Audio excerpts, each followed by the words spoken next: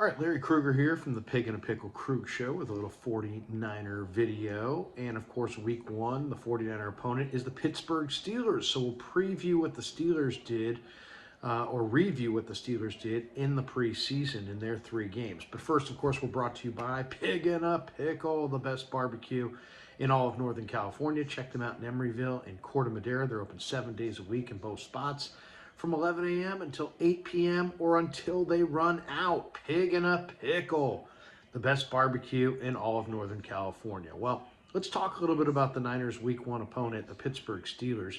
The Steelers went 3-0 in the preseason, and I spent a couple hours taking a look at all 3 of their preseason games. Now, they opened with the Tampa Bay Bucks in Tampa. The Bucks started only 1 regular on defense, and Baker Mayfield did go 8 of 9 against Pittsburgh without 6 offensive starters. He did play pretty well. But if you looked at this game, there was a couple things that really stood out to me. One, Nick Herbig is a rookie outside backer that the Steelers drafted out of Wisconsin in the 4th round. Man, he is really something. I mean, they have TJ Watt, they have Alex Highsmith, but don't forget the name Nick Herbig. He had 4 tackles, he had 1.5 sacks, he had 2 QB hits in this first game against Tampa. We also saw George Pickens have a touchdown early for the Steelers. Anthony McFarland had a touchdown run to make it 14-7. The Steelers have a really explosive return guy named Calvin Austin, and Mason Rudolph hooked up with Calvin Austin on a touchdown in the 3rd quarter to make it 27-17. Pittsburgh's defense had 4 sacks. They had 7 hits on the quarterback. They were led by James Pierre, who had 10 tackles. They also have a guy named Mark Robinson, who played at Ole Miss, who had 6 tackles, a rookie linebacker from Ole Miss, who was very, very impressive. Robinson, really, he 5'11", 235 pounds, 24-year-old linebacker, 7th round pick, and he wears number 93. He really was impressive in that first preseason game. Calvin Austin had 2 catches for 73 yards and a touchdown. He also had 2 runs for 23 yards. Kenny Pickett started the game. He went 6 of 7 for 70 yards and a touchdown. And he only played 1 series, and the Steelers got a 27-17 win over Tampa. The thing that really stood out is that, man, the Steelers look sharp. I mean, they have a lot of energy on defense. Pickett looks really improved. They're trying to improve their big play ability. He hit George Pickens on a big pass play down the field. Calvin Austin is clearly a dynamic return guy for them, and they got a big win in that first preseason game over Tampa. Now, the second preseason game was Buffalo and Pittsburgh, and this was, once again, Jalen Warren in this game had a 62-yard touchdown run early on to make it 7-0 Steelers. Calvin Austin had a 54-yard punt return. So Austin is a guy that you really want to make sure he doesn't go off on special teams. Pickett had a touchdown pass down the seam to the tight end, Pat Freiermuth, to make it 14-0. Joey Porter Jr. had his first interception of his career in this game. The rookie from Penn State, 2nd-round pick, had a nice interception in this game. Trubisky came off the bench and threw a touchdown pass to Hayward, the fullback, to make it 21-0. Nick Herbig, once again, had a sack, forced fumble. Man, Herbig really looks good. Now, Broderick Jones, the rookie number 1 pick, was beaten by Jonathan Kingsley for a sack. So it looks like Jones, who's got prototypical size and length, may not start week 1 against the Niners. We'll have to see. Pittsburgh had 4 takeaways, though, in this game. Their defense was all over the place. They had 3 interceptions. Buffalo had a really rough night. Buffalo had 13 penalties in the game. The Steelers' defensive lineman Larry Okunjobi also sat out with a foot injury, but Pittsburgh was +3 in turnovers and won this game going away 27-15. So, once again, nice run from Jalen Warren. Nice contribution from Calvin Austin, Nick Herbig with some phenomenal pass rush, and the Steelers, won that game.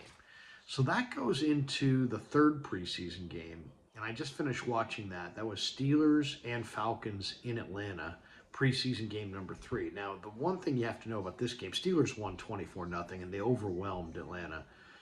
But this was Pittsburgh's first team going against Atlanta's, 2s and 3s. So, and it really showed. Pittsburgh outgained Atlanta 253 to 55 yards in the first half. They outrushed them 128 to 5 in the first half. In fact, Pittsburgh outrushed Atlanta for the game 175 to 40. And Pittsburgh's defense had 5 sacks. They had 8 hits on the quarterback. But once again, it was Pittsburgh's 1s against Atlanta's 2s. A couple things really stood out. Pickett hit Deontay Johnson early on a nice deep ball. He also hit a nice deep ball, 35-plus yards down the field to George Pickens. Najee Harris ran in from 5 yards out to make it 7-0 Steelers. Landon Roberts is a new linebacker the Steelers have. He had a couple tackles for a loss. T.J. Watt had a sack. Calvin Austin had another dynamic punt return. Jalen Warren had an 8-yard touchdown run to make it 14-0 Steelers.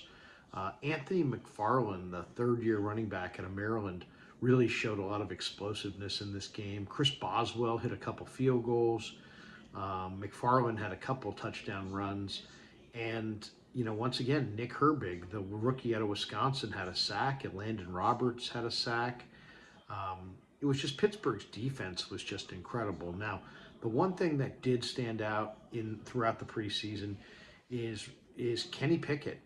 Kenny Pickett last year was a rookie. He didn't start the year, but he finished, and the Steelers finished, really fast. And Pickett in this game against the Falcons was 4 for 4 for 86 yards. But more importantly, when you look at what Kenny Pickett did in the preseason, he played 5 total possessions in the preseason over the 3 games, and the Steelers scored touchdowns on all 5 of those possessions. So he's looking sharp. He rolls into week 1 with a ton of momentum. There's no question about it. And, the Steelers won their 24-0 over Atlanta, and Atlanta was just thoroughly outclassed by the Steelers. So, a couple things to look for as the Niners and Steelers get going to play week 1 in Heinz Field.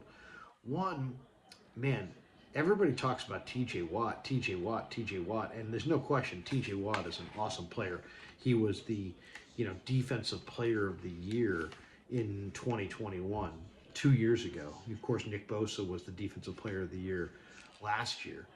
But then when you look at the fact that you have T.J. Watt on one side and you have Highsmith on the other side, and Highsmith is just really an underrated player. I mean, Alex Highsmith is, a guy who had 14 and a half sacks himself last year. He also had 5 forced fumbles.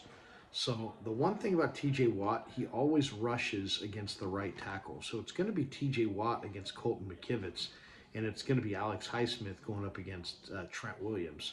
So I'm really eager to see that. And then the fact that they've added Nick Herbig, so they have 3 really, really good 3-4 outside backer rushers that they can lean on. And, it's impressive to watch. Now, Deontay Johnson is their number 1 receiver right now, and he's kind of, quiet, but, man, he's a real talented guy. He had 147 targets last year. That was 7th in the NFL. He had 86 catches for 882 yards.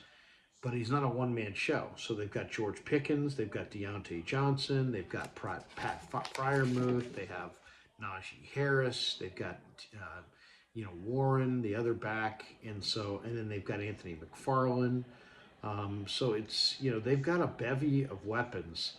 The one thing the Steelers don't necessarily do, at least based on the preseason that I've seen, is that their offensive line does not open huge holes for their running backs. Warren and Harris were getting hit pretty consistently in the backfield. So I'm eager to see what the Steeler offensive line does against the Niner defensive line. That's one. And then I'm really eager to see, if the 49ers can put some pressure on Kenny Pickett.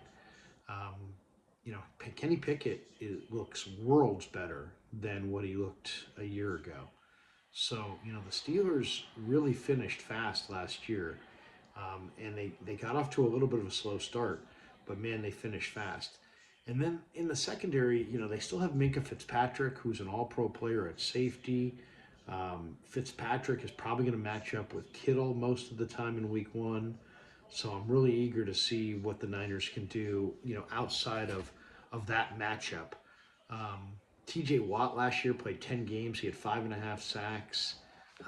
And there's no question that TJ Watt and Alex Highsmith are going to be no picnic for the Niners to defend.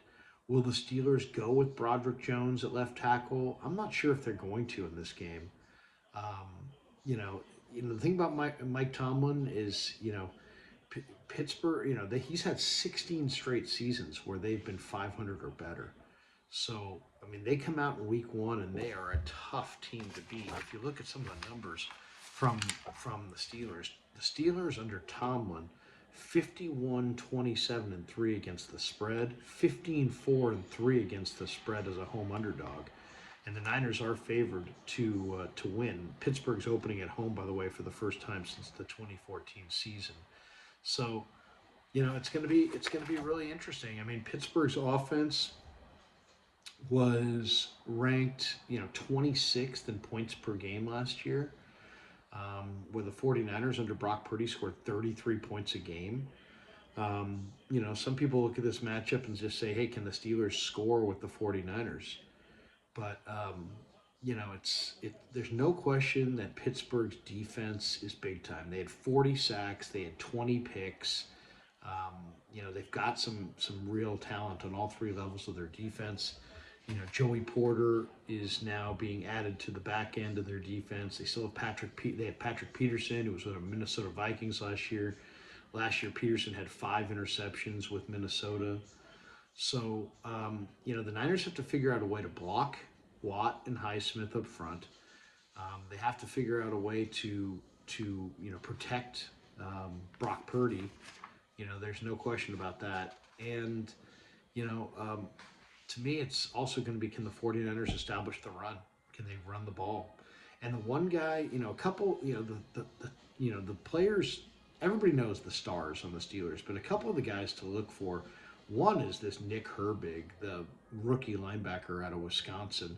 He was a 4th-round pick out of Wisconsin. In 44 pass rushing snaps during the preseason, this kid had 6 quarterback pressures and 4 quarterback sacks.